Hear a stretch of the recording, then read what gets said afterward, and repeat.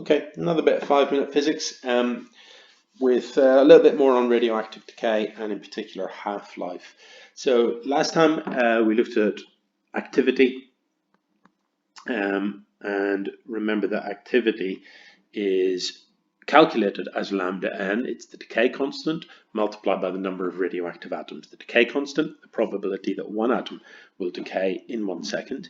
Decay constant, worth mentioning, has units therefore of seconds minus 1. Activity is also measured in units of seconds minus 1. However, that specifically is measured in becquerels. So a becquerel has the symbol BQ, and 1 becquerel is equal to 1 decay per second. I mentioned last time that lambda is typically a very, very small number. That probability that an atom will decay in the next second is tiny. Activities tend to be quite large. The reason for that is n is typically enormous. The number of radioactive atoms you have, even in a tiny sample, is very large. If you think that, for example, 1 microgram of, say, uranium, a microgram, so a millionth of 1 gram of uranium, has something like 10 to the 15 atoms in it.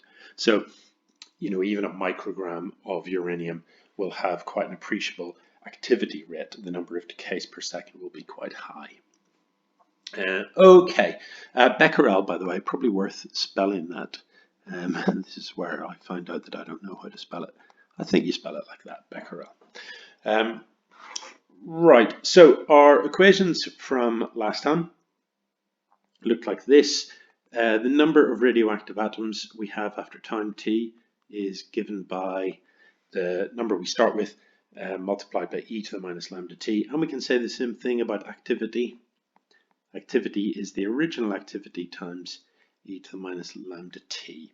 That, as mentioned previously, leads to these exponential decay graphs that show how either the number of atoms or the activity of a sample decays over time. So a half-life is kind of the last thing really to mention about this. The half-life by definition is the time taken for the activity to drop to half of its level. And that is a constant, and we can show that it is. If I look at this equation, if activity drops to half of its original level, then it becomes A naught over 2. So if I put that equal to A naught e to the minus lambda t, I can cancel out the A naughts, and I've just got half equals e to the minus lambda t.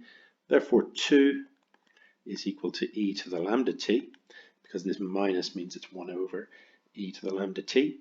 So 2 is equal to e to the lambda t. I can take natural logs of both sides. Log 2 is equal to lambda t, and therefore t is equal to ln 2 over lambda.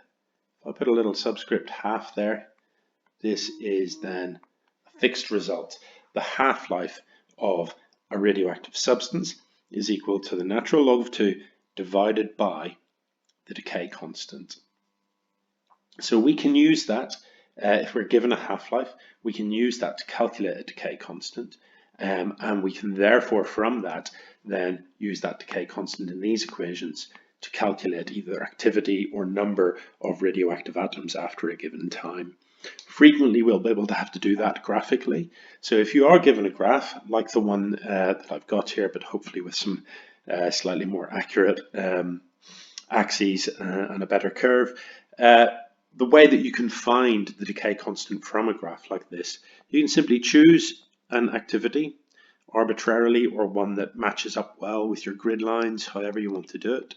Choose some activity, call it A naught, then find on this axis A naught over 2.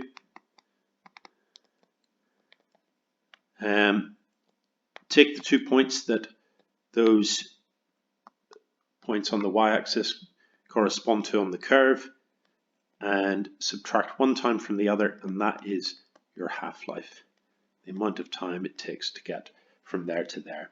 Doesn't matter where you start, that's kind of the whole point of this. If I half it again, that takes the same amount of time.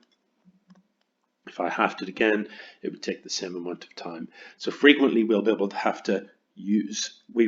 be able to use a graph like this one to find the half-life so that we can find the decay constant, so that we can then use these two equations. Alrighty.